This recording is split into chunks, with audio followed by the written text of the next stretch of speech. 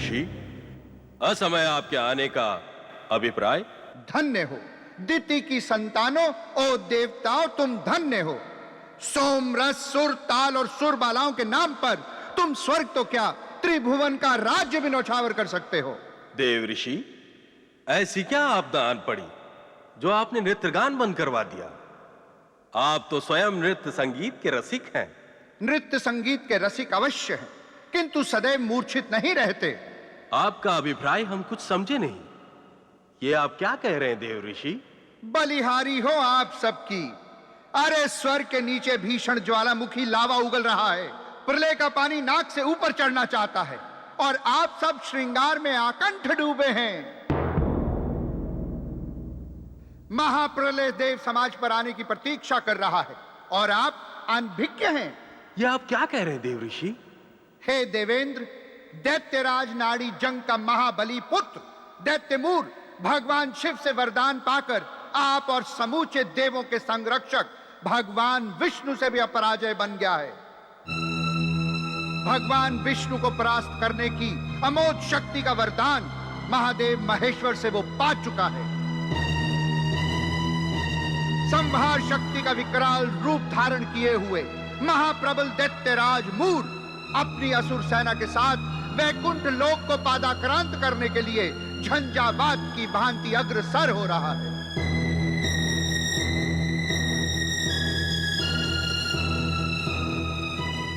देवादिदेव महादेव तो सदैव निर्विकार निर्दोष है।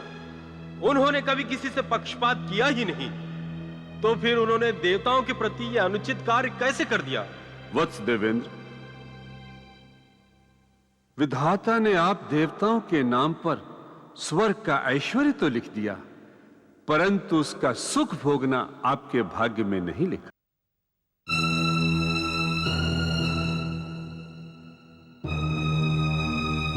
गुरुदेव, वैसे भी दैत्यमूर्ख देवताओं के ऐश्वर्य से ईर्ष्या तो करता ही था, परंतु अब शिवजी के वरदान से उसकी घृणा का ज्वालामुखी गंधक के पर्वत पर गिरी चिंगारी की भांति महान विस्फोटक बन गया है।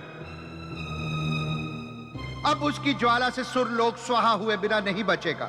स्वयं भगवान विष्णु भी उसके प्रबल क्रोध के आवेश से बच नहीं पाएंगे। जब स्वयं भगवान विष्णु भी उसकी कोपाग्नि के समक्ष विवश हैं, तो हम किसकी शरण में जाएं? जब शिवजी ने ही वरदान दिया है, तो हमें भी उन्हीं के पास चलकर इस संकट के निवारण का उपाय भी उन्हीं से पूछना चाहिए। तो कृपया शीघ्र चलें।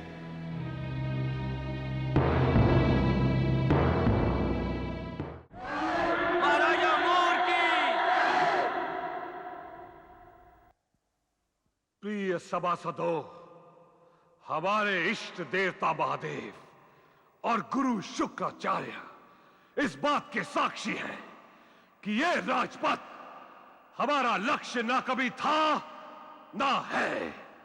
हम शपथ लेते हैं कि हम एक क्षण भी इस छत्र के नीचे इस राज सिंहासन पर सुख से नहीं बैठेंगे। शपथ है हमें इस राज सिंहासन और असुर संस्कृति की कि जब तक हम देवताओं को अपमानित करके उन्हें पाताल में नहीं घसीट देते और आप सबको स्वर्ग का सुखी जीवन नहीं दिला देते, तब तक हम इस सिंहासन पर नहीं बैठेंगे। हमारा अभियान इसी क्षण आरंभ होगा और हमारा एकमात्र लक्ष्य है देवताओं के संरक्षक विष्णु को वैकुंठ से निकालना। डरपोक कायर देव समाज को अपने पैरों तले रौंदना और उन्हें अपमानित करना। वीरों, असुरों के खोए हुए सम्मान को हमें पुनः उच्च शिखर पर ले जाना है। असुरों की विजय पताका को त्रिलोकी में फहराना है। आक्रमण!